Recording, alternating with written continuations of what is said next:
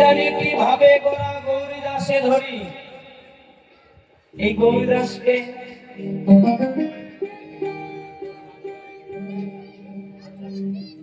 অনেকের জানা আছে, আবার অনেকের কাছে জানা নেই। এই গৌরীদাসটাকে যার গলা জড়িয়ে ধরে গৌর হরি আমার রাধা রাধা বলে কাঁদছে, কি জানি কি ভাবে গোরা গৌরীদাসে ধরি, অবশ্য হইল অঙ্গ রাধা রাধা। এই গৌরীদাসটাকে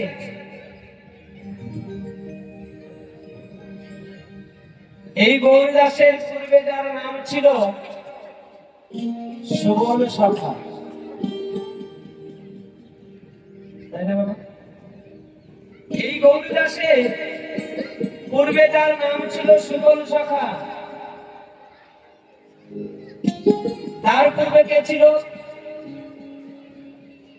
এই যে সুবল এত আমার ভগবানের প্রিয় হলো কেন? যতগুলো সখা আছে, যতগুলো রাখাল আছে, সব থেকে বেশি প্রিয় এই সুবল সখা। সুবল এত প্রিয় হলে কেন? এই সুবল ত্রেতা যুগে যার নাম ছিল চরণী,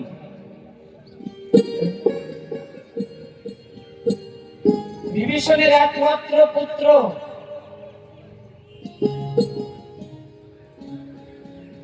বিভীষণের একমাত্র পুত্র যার নাম ছিল চরণী।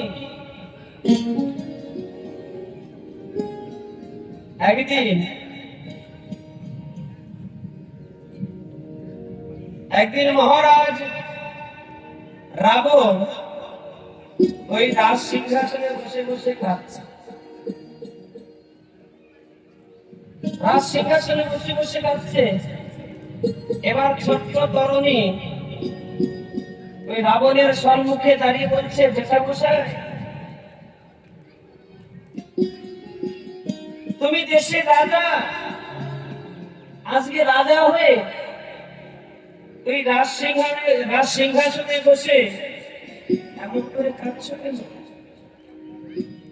তোমার কি হয়েছে? রাবণ বলছে, চরণী রে,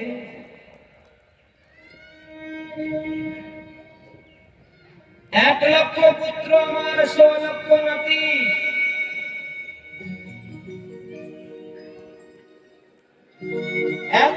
পুত্র 1,00,000 নাতি, একে একে রইল না আর বংশে দেবার মতো বাকি।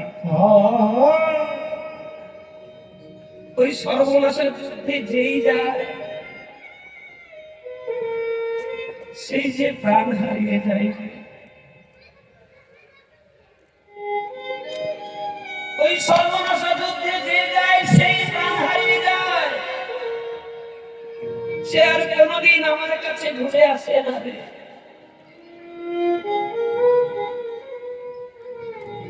এক এক করে সকলেই ফাঁকি দিয়ে আমাকে একা ফেলে রেখে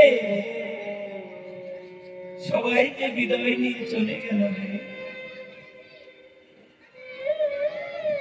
আজকে যে আমার যাবার কথা, আজকে যে সর্বনাশের যুদ্ধে আমাকে যেতে হবে,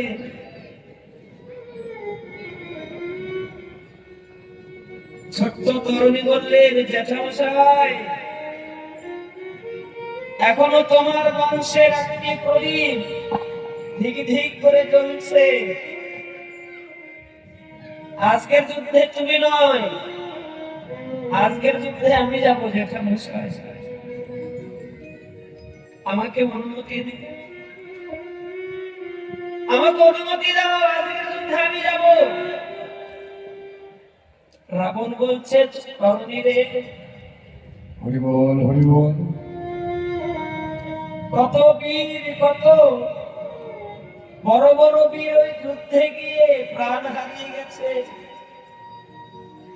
আর তুই ছোট্ট তরুণী তুই যাস না রে বাবা, তুই গেলে যে আর কোনোদিন ফিরে আসতে পারবি না রে। ছোট্ট তরুণী বলছে, জ্যাঠামশাই আমি বেঁচে থাকতে তুমি এইভাবে বসে বসে কাঁদবে, এই দৃশ্য আমি কি করে দেখি? তুমি আমাকে বাধা দিও না, আমাকে যেতে দাও, আমি ওই যুদ্ধে যেতে চাই। তরুণী রাবণের চরণে প্রণাম করে রাবণের অনুমতি নিয়ে চলে গেল তার মায়ের কাছে। মায়ের কাছে গিয়ে করজোড়ে দাঁড়িয়ে হেসে হেসে বলছো, মা তুমি আমায় যুদ্ধের বেশে সাজিয়ে দাও মা, আমি যে আজকে ওই প্রভু রামচন্দ্রের সঙ্গে যুদ্ধ করতে যাব। তরুণীর মুখে এমন কথা শুনে তরুণীর মা ঝর ঝর করে কেঁদে বলছে, তরুণী তুই আমার একমাত্র তরুণী রে, এই জগতে তুই ছাড়া যে আমার আর কেউ নেই। তুই আমার সর্বনাশা কথা কখনো বদলি বলিস না রে বাপ। ওই যুদ্ধে আমি তোকে যেতে দিব না, ওই যুদ্ধে যে যায় সেই যায়, কোনোদিন ফিরে আসে না। ছোট্ট তরুণী বলছো, মা আমি জানি পিতা মাতা কখনো সন্তানের অমঙ্গল চায় না, সব পিতা মাতাই সন্তানের মঙ্গল চায়। আমা তুমি কি চাও না তোমার এই তরুণী এই রাক্ষস কুল থেকে উদ্ধার হয়? তুমি কি চাও না তোমার এই তরুণী সারা জন্মের মতো প্রভুর সেবায় রাখে? ছোট্ট তরুণীর মুখে এমন কথা শুনে তরুণীর মা আর থাকতে পারল না। ছুটতে ছুটতে তরুণীর কাছে সে তরুণীকে বুকে জড়িয়ে ধরে কেঁদে কেঁদে বলছে, তরুণী রে তুই তো আমার কাছে কোনোদিনই ফিরে আসবি না আমি জানি রে বাবা, তবে আয় আজকে তোকে আমি নিজের হাতে তোকে যুদ্ধের বেশে সাজিয়ে দেব। এবার তরুণীর মা তরুণীকে সুন্দর করে সাজিয়ে দিল। তরুণীর অঙ্গে সর্বাঙ্গে রাম নাম লিখে দিল। তরুণী যুদ্ধের বেশে সাজিয়ে মায়ের চরণে প্রণাম করে মাকে বলল, মা তুমি আমায় আশীর্বাদ করো, তুমি আমায় আশীর্বাদ করো, আমি যেন ওই প্রভুর চরণে সেবায় থাকতে পারি। মায়ের চরণে প্রণাম করে তরুণী চলে গেল যুদ্ধের মাঠে। যুদ্ধের মাঠে গিয়ে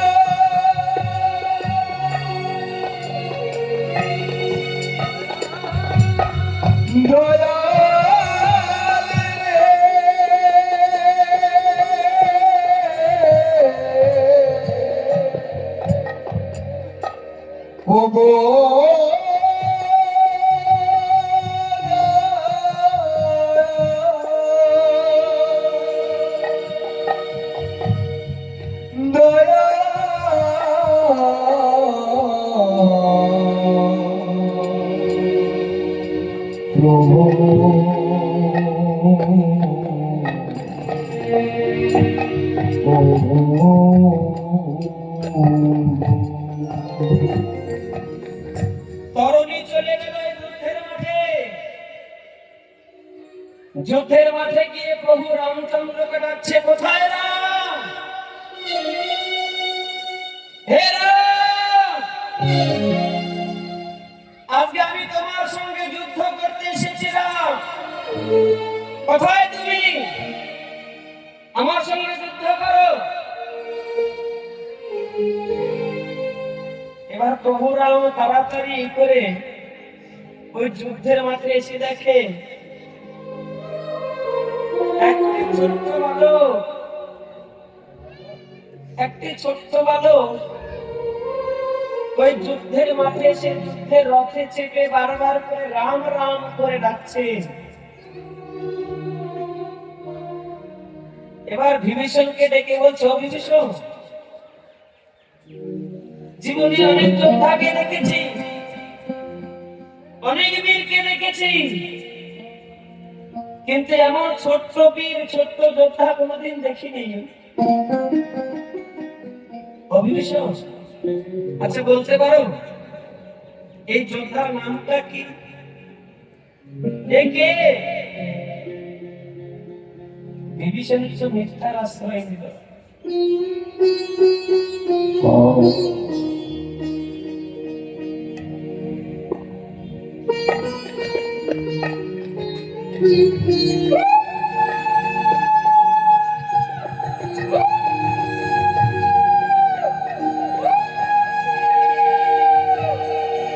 হরি হরি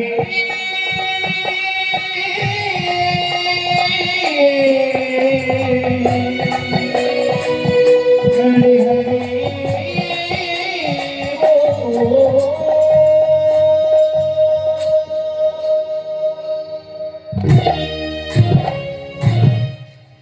বিভীষণ একটু মিথ্যার আশ্রয় নিল। বিভীষণ বলছে, প্রভু, একে আমি চিনি না প্রভু, তবে রাক্ষস বংশ বড় মায়াবী, এরা মায়ার দ্বারা অনেক রূপ ধারণ করতে পারে, তুমি একে ছেড়ে দিও না, তুমি একে হত্যা করো প্রভু। প্রভু রামচন্দ্র বলছে, বিভীষণ, এই ছোট্ট বালকের সঙ্গে আমি কি করে যুদ্ধ করি বলো? আমি এর সঙ্গে যুদ্ধ করতে পারবো না। বিভীষণ বলছে, প্রভু গো, তুলসী পাতা কখনো ছোট বড় হয় না, তুলসী পাতা কখনো ছোট বড় হয় না, ওই বড় পাতারও যে গুণ, ছোট পাতারও সেই গুণ। তুমি ওকে ছোট মনে করে অবহেলা করো না, তুমি ওর সঙ্গে যুদ্ধ করে হত্যা করে প্রভু।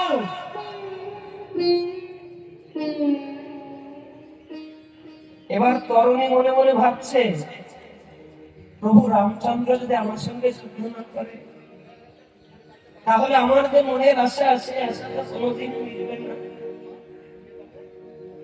তরুণী আবার চিৎকার করে বলছে, প্রভু রাম, রাম, আমি তোমার সঙ্গে যুদ্ধ করতে এসেছি, আমি যোদ্ধা, তুমি আমার সঙ্গে যুদ্ধ করো না। আর যদি আমার সঙ্গে তুমি যুদ্ধ করতে না চাও, তাহলে আমার কাছে পরাস্ত হয়ে যাও, আমার কাছে নত স্বীকার করো, আমি তোমার প্রাণ ভিক্ষা দিব।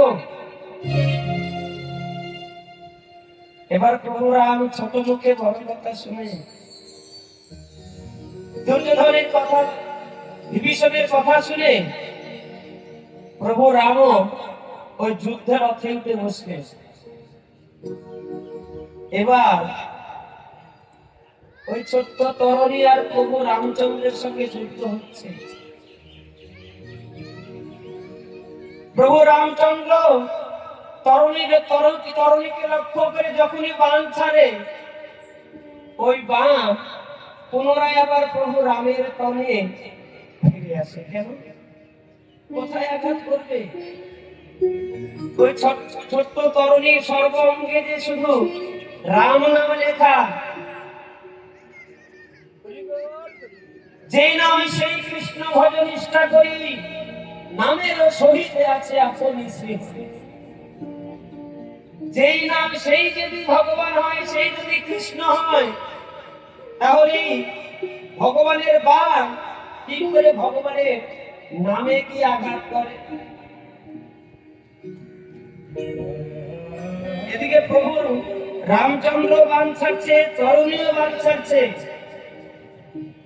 তরুণী প্রথম বাণটা যখনই ছেড়েছে, ওই বাণটা গিয়ে প্রভুর গলায় ফুলের মালা হয়ে তুলেছে। দ্বিতীয় বাণ ছাড়লো, প্রভুর চরণে পুষ্প হয়ে পড়ল। প্রভু রামচন্দ্র ওই ছোট্ট তরুণীর সঙ্গে পেরে উঠছে না। পাশের থেকে বিভীষণ বললেন, প্রভু গো, ওই যোদ্ধাকে মারতে গেলে সব পাপ ওই যোদ্ধাকে মারতে পারবে না, তুমি ওকে লক্ষ্য করে বৈষ্ণব বাণ চালাও প্রভু, ওকে লক্ষ্য করে বৈষ্ণব বাণ চালাও। একমাত্র এই বৈষ্ণব বাণে ওই যোদ্ধা নত হবে। এবার বিভীষণের কথা শুনে প্রভু রামচন্দ্র ওই বৈষ্ণব বাণটা তরুণীকে লক্ষ্য করে ছেড়ে দিলেন। এবার যখনই বৈষ্ণব বাণ ছেড়ে দিয়েছে, ওই বৈষ্ণব বাণে গিয়ে তরুণীর কাটা মুন্ড ছিটল করে দিল। ওই কাটা মুন্ড ঘোরাতে ঘোরাতে প্রভু রামচন্দ্রের চরণে সে রাম রাম রাম।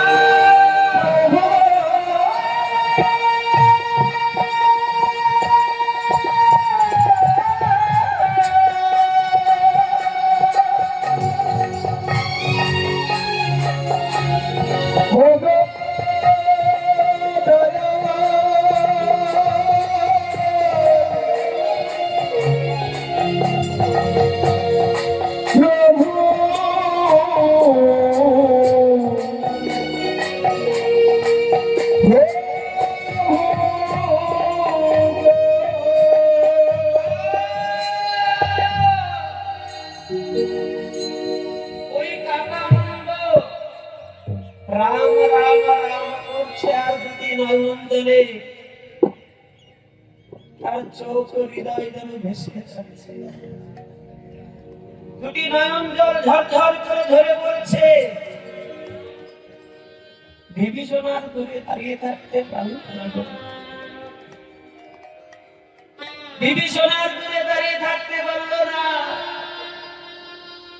বিভীষণ ছুটতে ছুটতে এসে ওই তরুণীর কাটা মুন্ডটা বক্ষে জড়িয়ে ধরে বসে বসে কাঁদছে। হরি বল, হরি বল। তরুণী খোকা রে,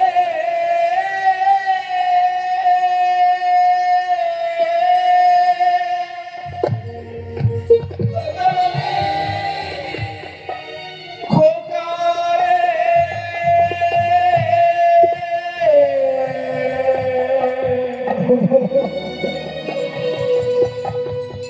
একবার বাবা বলে ডাক, খোকা, খোকা রে।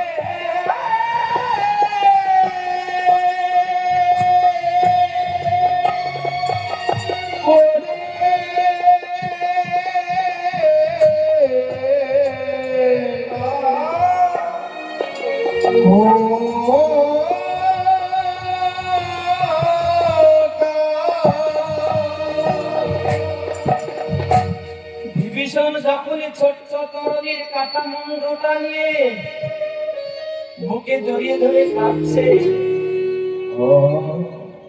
প্রভু রামচন্দ্র রথের থেকে নেমে বিভীষণকে ডেকে ডেকে বলছে, ও বিভীষণ,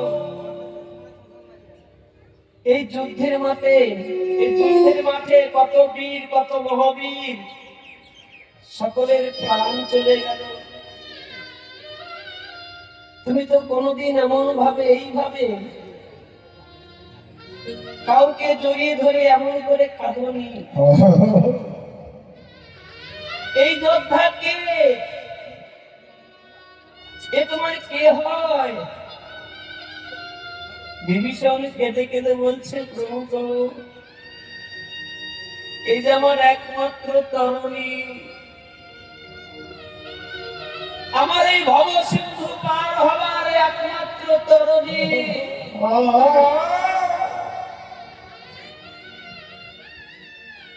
প্রভু রামচন্দ্র কথাটা শুনে চমকে উঠলেন, বিভীষণ এ তুমি কি বলছো বিভীষণ? তোমার সন্তান যখন আমার কাছে এসে যুদ্ধ করতে চাইলো,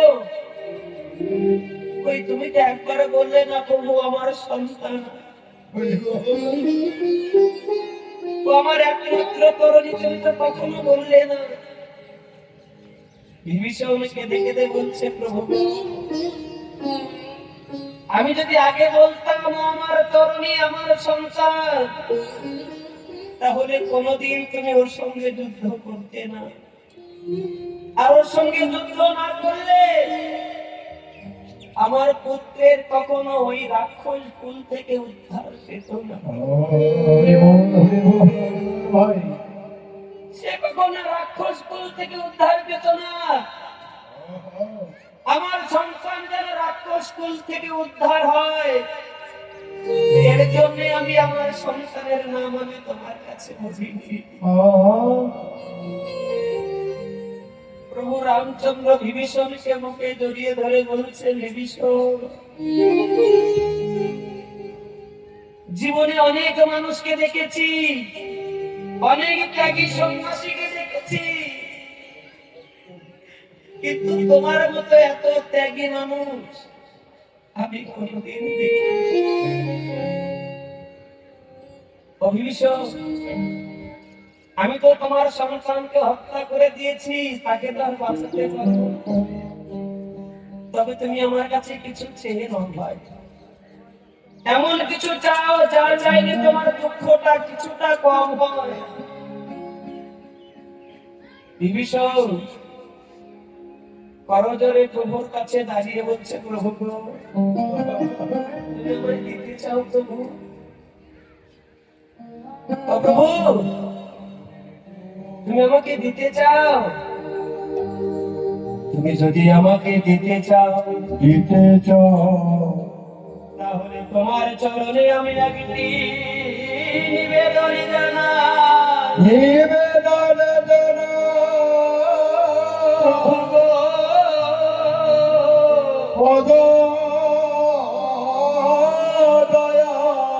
তুমি আমাকে আজকে কথা দিয়ে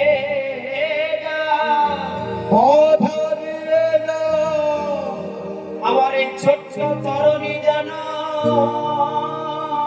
ছোট্ট তরুণী জানো, প্রভু আমার এই ছোট্ট তরুণী জানো, ছোট্ট তরুণী জানো, প্রভু গো জানো তোমার চরণ সেবা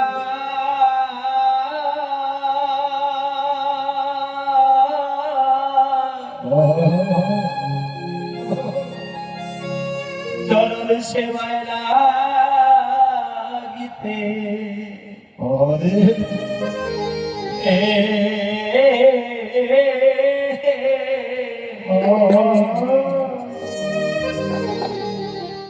প্রভু গো জানো লাগিতে পারে।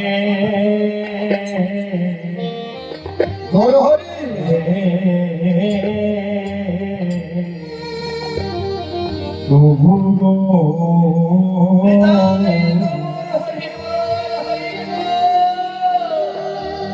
তোমার চরণ সেবা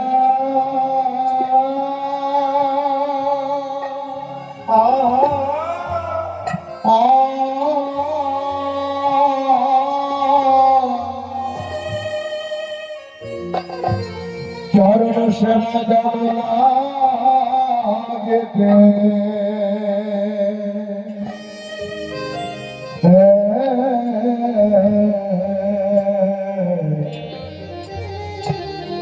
কত লাগিতে পারে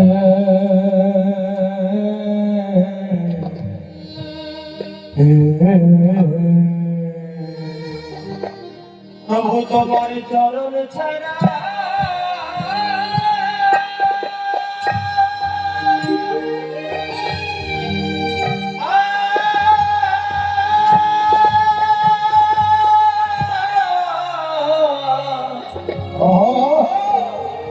তোমার চরণ ছাড়া করো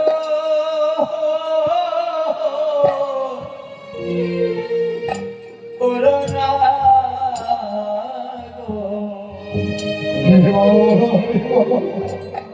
আমার তরণী জানো তোমার এই চরণ সেবা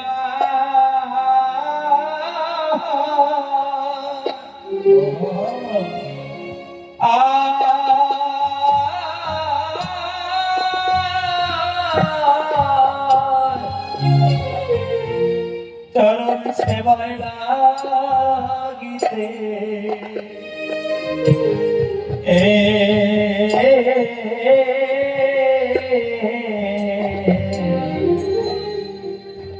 লাগিতে পারে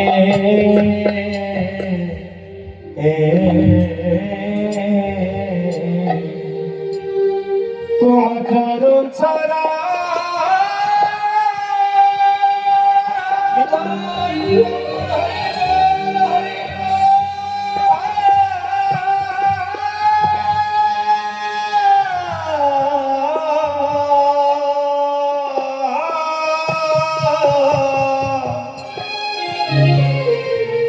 চরণ ছাড়া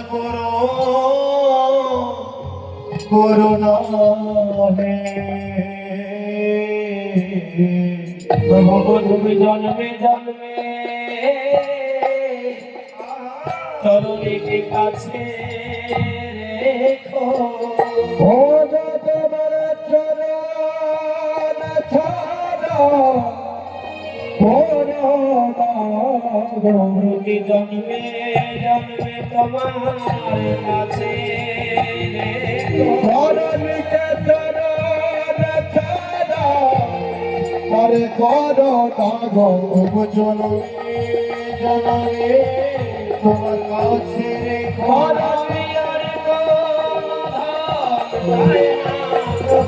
তোমার পাশে পাশে দেখে দিও চরণের পাশে জায়গা দিও কিছু ধন চাইদা হবে চরণ পাশে জায়গা দিও বলিয়ার ধরা চাইদা হবে চরণের পাশে একটু জায়গা দিও বলিয়ার পাশে একটু জায়গা দিও বলি চরণ ছাড়া ছোড়ো গো তোমার চরণের পাশে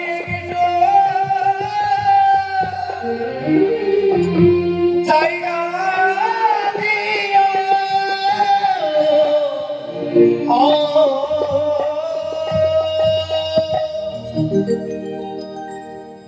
প্রভু রামচন্দ্র কথা দিলেন বিভীষণ আজকে তোমায় আমি কথা দিয়ে গেলাম তোমার এই ছোট্ট তরুণীকে প্রতি জন্মে জন্মে আমার সঙ্গে রাখবো আমার কাছে রাখবো সেই তরুণী বৃন্দাবনে যার নাম হয়েছিল সুবল সখা